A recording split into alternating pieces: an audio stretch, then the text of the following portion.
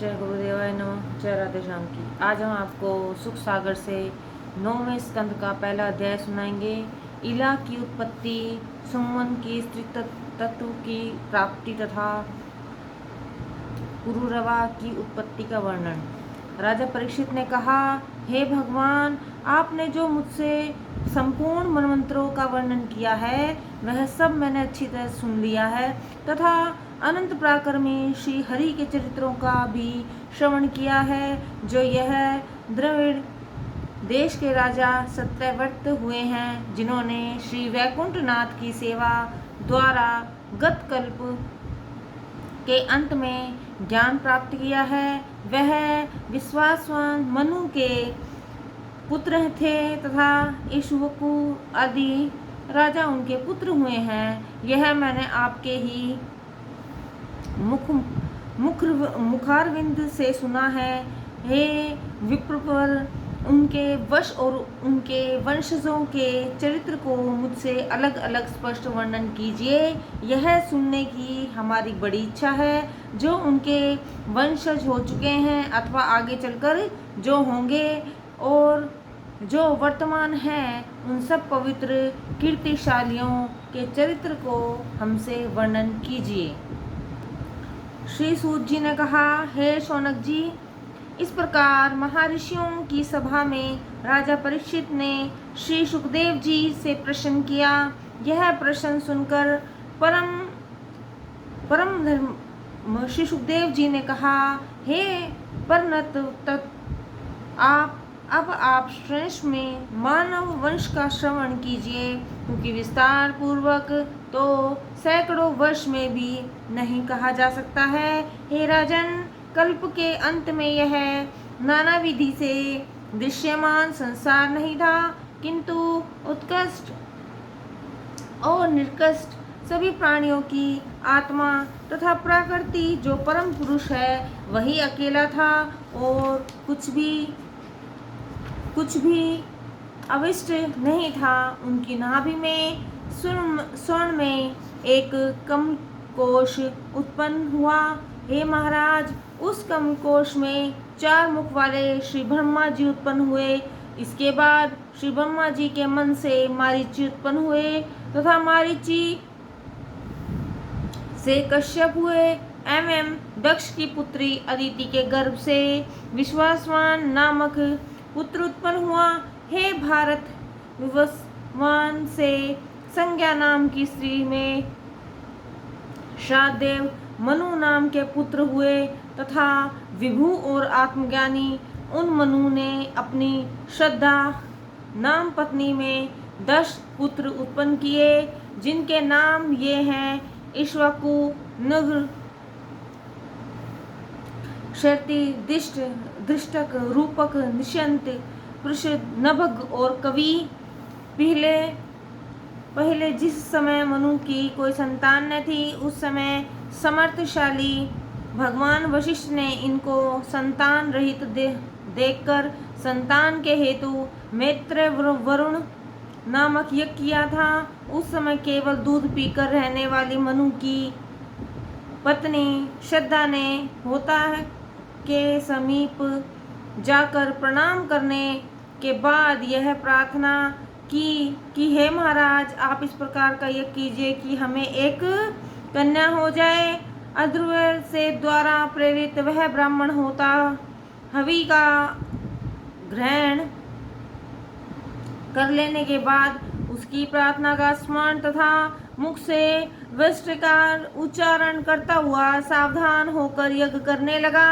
इस प्रकार होता है उस व्यभिचार से अर्थात प्रयोग से इला नाम की एक कन्या उत्पन्न हुई। उस कन्या को देखकर अत्यंत हर्ष को प्राप्त न होते हुए मनु जी गुरु वशिष्ठ से कहने लगे, हे भगवान, आप ब्रह्मवादियों के द्वारा अनुष्ठित यह कर्म विपरीत भाव को क्यों प्राप्त हो गया, जबकि आप लोग वेद मंत्रों के ज्ञाता और तदनुकूल कर्म करने वाले और अपने तप से कितनों ही के पापों को भस्म कर देने में समर्थ हैं, तब मेरे यज्ञ का विपरीत परिणाम क्यों हो गया? यदि ऐसा ही होगा तो देवताओं में भी असत्य का प्रचार हो जाएगा और उन वैदिक कर्मों एवं वेद मंत्रों की कोई महत्ता ही न रह जाएगी। हे परीक्षित, जब उन मनु ने ऐसे कहा तब उनके वचन को सुनकर श्री वशिष्ठ जी ने बड़े ध्यान से विचार किया। उन्हें रानी का कथन स्मरण हो आया। उन्होंने कहा, मैं क्या करूं? गर्भ ग्रहण करने वाली तुम्हारी रानी का यही संकल्प था। तब पात्र का ऐसा जैसा संकल्प होता है वैसा ही फल प्राप्त होता है। इसमें तो कोई न मेरा दोष है और न ही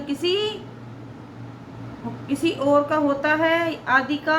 फिर भी यदि तुम्हारा ऐसा ही दृढ़ विचार है तो मैं अपने विशेष तप तेज से तुम्हें पुत्र वाला भी बनाऊंगा। इसके लिए तुम कुछ भी चिंता न करो। मनु शांत रहे।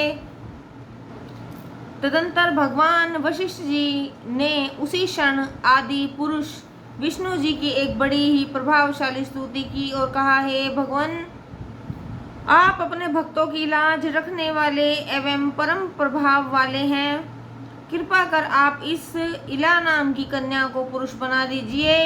फिर तो सर्व समर्थ भगवान विष्णु ने प्रसन्न होकर उसी क्षण वशिष्ठ जी की इच्छा पूर्ण की और कहा और उस इला को सगुमन नामक श्रेष्ठ पुरुष बना दिया।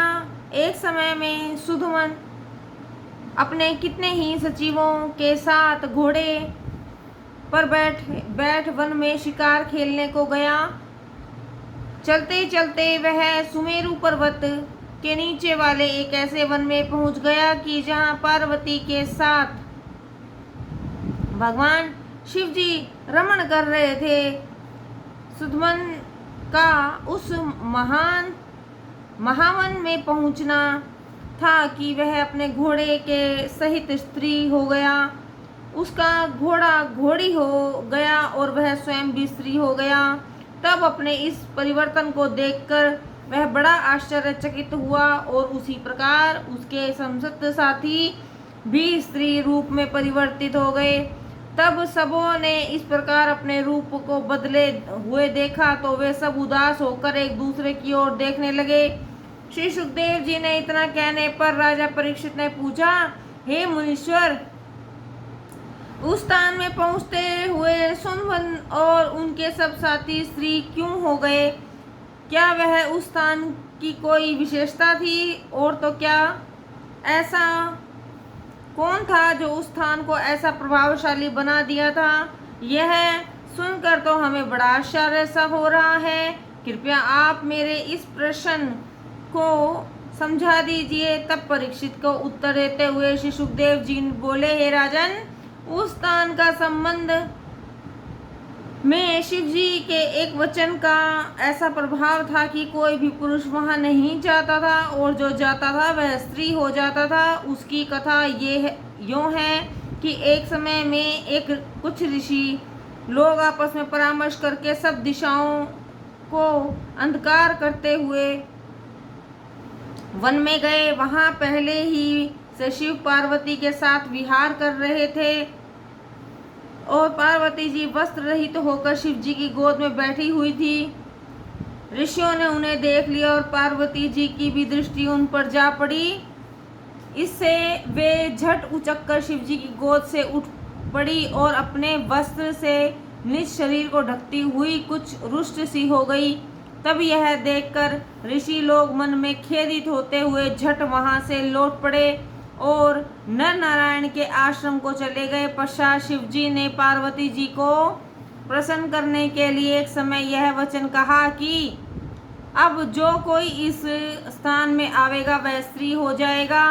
तब से कोई भी पुरुष उस महावन में नहीं जाता था, परंतु संयोगवश सुधमन अपने अनुचरों सहित वहां चला ही गया और स्त्री हो गया। पश्चात वह उसी वेश में इधर उधर उस वन में घूमने लगा। वन से दूर एक कोने में भगवान बुद्ध का आश्रम था, वे सब स्त्रियां वहां चली गई, इधर उधर उस वन का दृश्य देखने लगी। तब उन स्त्रियों के समूह को देखकर बुद्ध जी उन पर आसक्त हो गए। उसमें सुमन का रूप बड़ा ही सुंदर था, इससे चंद्रमा के पुत्र बुद्ध उस पर अनुरक्त हुए थे। उसने ही बुद्ध को देखकर उन्हें अपना पति बनाना चाहा, दोनों में का संयोग हो गया। भगवान की लीला, उसमें पूर्वा नामक एक पुत्र उत्पन्न हुआ। इस पर एक कथा ऐसी भी है कि जब सुमन राजा स्त्री हो गया तब उसका समाचार पाकर वशिष्ठ जी को बड़ा दुख हुआ। उन्होंने दया से अत्यंत ही द्रवित होकर उसे पुरुष बनाने के लिए शिव जी की पूजा करनी आरंभ की। उनकी उस पूजा से शिव जी प्रसन्न हो गए। उन्होंने वशिष्ठ जी से कहा, क्या चाहते हो? वशिष्ठ जी ने कहा, आशुतोष, आपसे क्या छिपा है? क्या आप मेरी इच्छा को नहीं जान रहे हैं? शिव जी ने कहा, क्यों नहीं, किंतु उसमें तो बड़ी कठिनाई है। फिर भी तुम्हारे जैसे ब्रह्मवादी की इच्छा भी व्यर्थ नहीं जानी चाहिए, इसका भी मुझे विचार है। उस वन पर जो मेरा वचन पहले हो चुका है वह भी अमिट है, इस कारण उससे मैं इतना संशोधन कर देता हूँ कि तुम्हारा वह शिष्य महीना भर पुरुष और महीना भर स्त्री रहा करेगा।